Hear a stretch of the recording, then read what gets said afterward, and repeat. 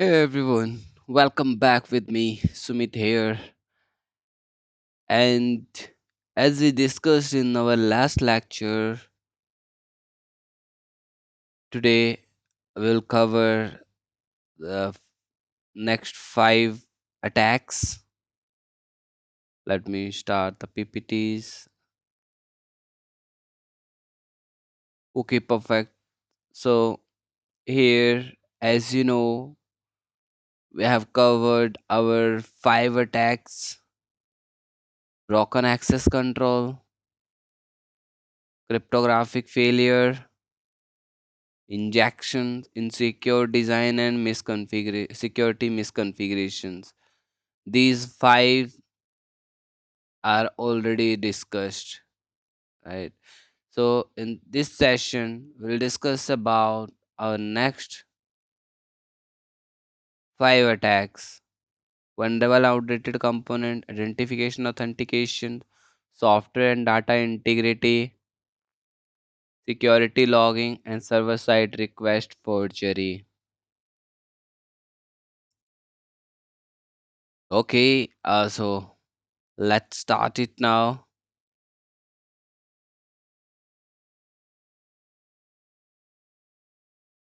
Injection flaws, insecure design, security misconfiguration that we already did, vulnerable and outdated components. Yes.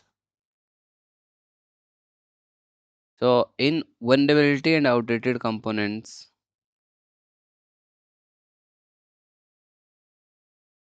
so see here, from its name, it is clear like it's a vulnerable, right? There's some vulnerability and outdated. Outdated means the servers, systems, applications, versions. These are not these are not updated, and these are outdated and not updated.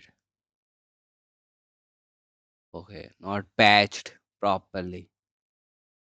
These are not patched and using the old versions, hacker can get the information about the vulnerability of suppose your system is running on application in 8.2.1 or 2.0, and there is a vulnerability here related to the cross site scripting,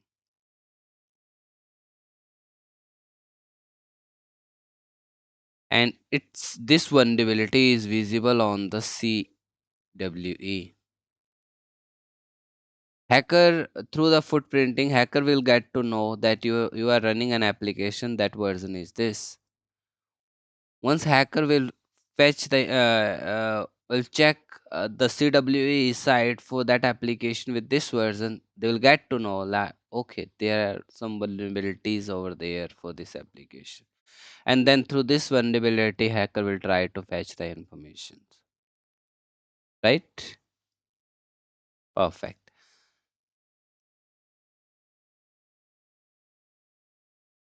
Okay, so these are kind of third party libraries, framework, plugins, tools in the applications.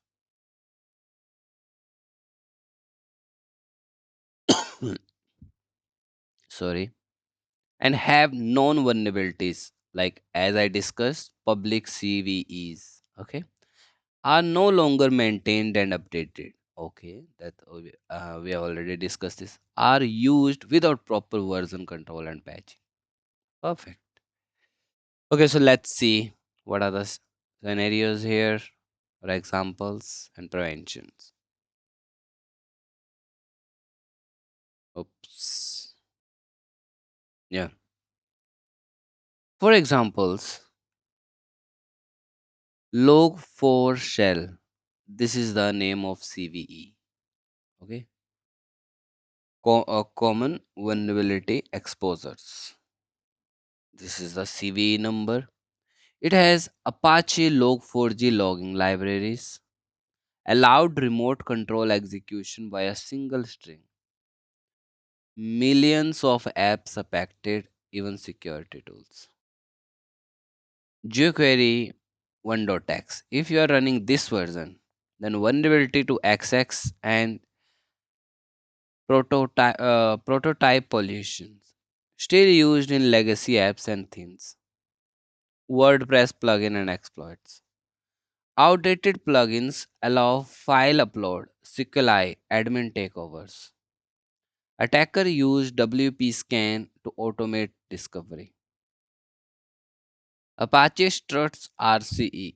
Unpatched version allowed attackers to execute an arbitrary code used in Equifax breach. Okay, these are the kind of examples. If these are in your systems, there is a vulnerability. There is a chance of extractions, and you will get hacked, or you can say attacked by the attackers. The prevention would be scanning must be automated, regular patching, use trusted sources only, remove unsecure code, and monitor CVE. How to monitor the CVE? As it's mentioned, automatic scan. You must have a running vulnerability scanners like Qualys, Nexpose. Okay, these are the tools. Those will help those scans your systems and get to know about your applications vulnerabilities. If there is a vulnerability, you have to patch that before the 0 day attack. Okay, 0 day attack means I hope you guys are aware about the 0 day attack. Let me discuss a little bit about here. 0 day attack means 0 day attack. It means you have a system or applications, right? It's running over on your server. There is a vulnerability in that application. Okay, and knows that. Hacker knows about this vulnerability, and your company is or system administrators are not aware about this and have not yet patched.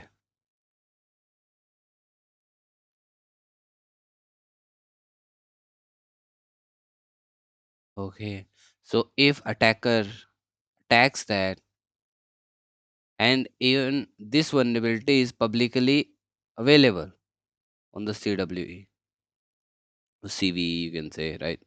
They are both are different terms, but I am discussing it CWA here. Okay, so it is already available in the CWE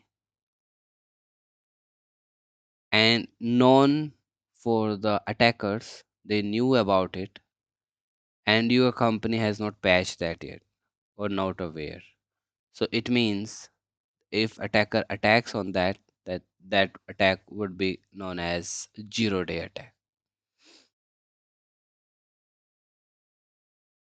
Okay, perfect. I believe we are good here with the vulnerable and outdated components. Let's move it further with next identification and authentication failures. You have to remember just name, then I believe you can explain it more better. Identifications to identify something, and then authenticate. Okay, but if there is a failure, then we'll see. It occurs when an application fails to properly verify the identity of users or systems, allowing attackers to impersonate, bypass login, and escalate privileges. Right? Suppose how like we have a users, those have permissions to log in, right? And suppose they have permission to log in, they log in and work. The user who don't have permission but they bypassed login and access your system, right? Identity of system. Suppose any applications reach to another applications without any authentication. It might possible this application is hacked by attackers and they are initiating request from this application there. So this application must be identified. Or escalate privileges. We have discussed about it earlier. That is related to this. Okay. Let's discuss about the common causes of authentication failures. What would be the common causes here? Very first is weak password policies, credential stuffing, brute force vulnerability, no rate limiting or capture, session mismanagement, missing MFA if there is no MFA, insecure password storage like this, predictable logging flaws. These are the common causes of authentication failures.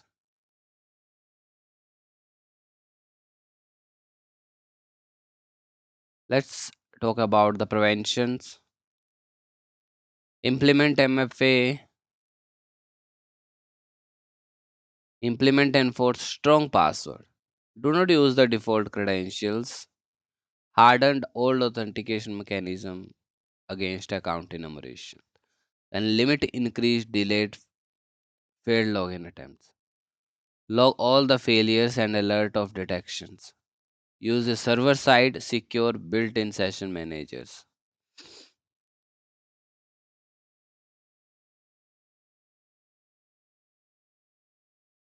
Okay, perfect. It's a easy one. You don't have to be much worry about this, especially. Yep. We have another one that is software and data integrity failures. As its name suggests, softwares and data integrity. I'm pretty sure you know about integrity. Integrity means traffic is flowing and someone modified it in between. Okay, and redirected it. So that is integrity failures. Let's see about the theory. It's when an application fails to verify the integrity and authenticity of the software's update, configuration, or critical data, allowing attackers to tamper with trusted components. The system trusts something it should not and does not check it's been altered if it is being altered. Okay, let's talk about the scenarios. Very first is like if you're using unverified software updates, here I mentioned the description and CS attack logics, CI CD pipeline tampering, insecure deserializations, trusted external scripts, unsigned plugin and packages, improper access to config. So in descriptions, you can say app allowed update without signature checks, build scripts modified by insider attackers, map load serialized object without validations, load JavaScript from third party CDN without integrity, installing packages without verifying the origin, secret and key stored in public wrappers or backup. Let's talk about then the prevention for this. In prevention, you will see code signing must be there, sign update, plugins and packages, sub resources integrity, CI/CD hardening, restricted access, use single commits, signed commits and audit pipelines, dependency scanning, secret management, and version pinning.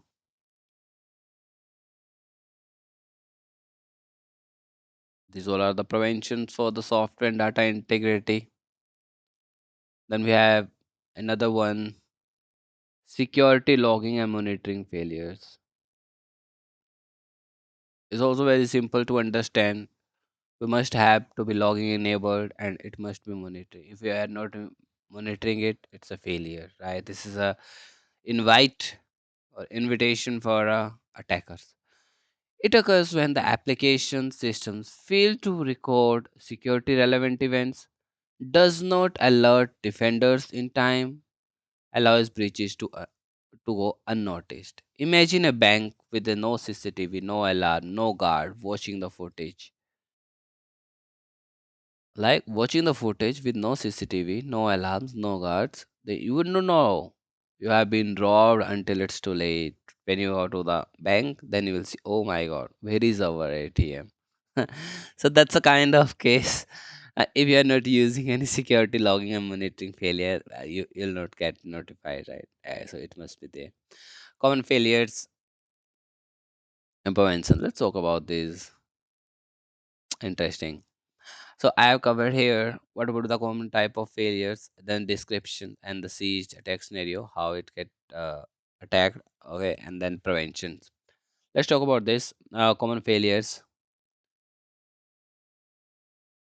no login attempt logs,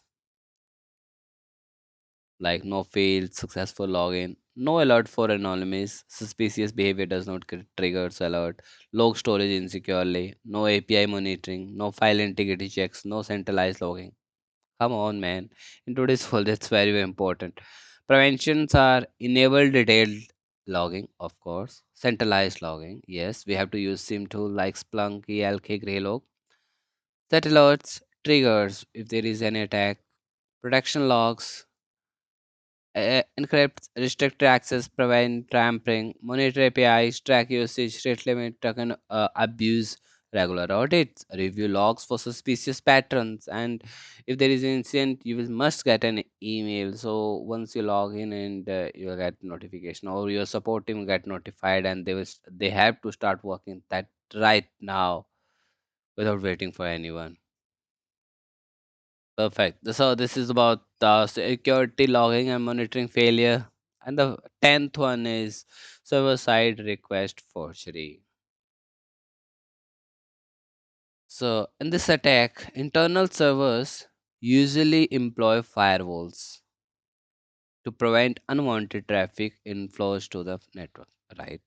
Therefore, attacker leverages SSRF vulnerabilities in internet-facing web servers to gain access to the backend servers that are protected by the firewalls.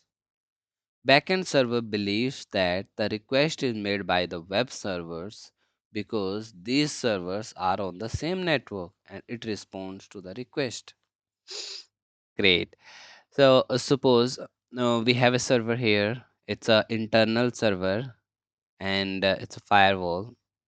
If someone want to reach this, they must be bypass these firewall rules, but it's not allowed, right? Firewall must be granularly configured and it would not allow the attackers to directly reach the internal servers. But there is another server here, and that is web facing servers, and it is visible to the attackers like www.example.com. They have the access of, they found, the attacker found the vulnerability in this, right? And they reached this server. Of course they have the page, they access this web servers, through web server find the vulnerability, through web server they want to reach the internal servers. Now the internal server is aware about this subnet and it will respond to the web server because it knows it's coming from inside. Okay, so this is known as server side for request forgery. Let's suppose talk about its types and preventions.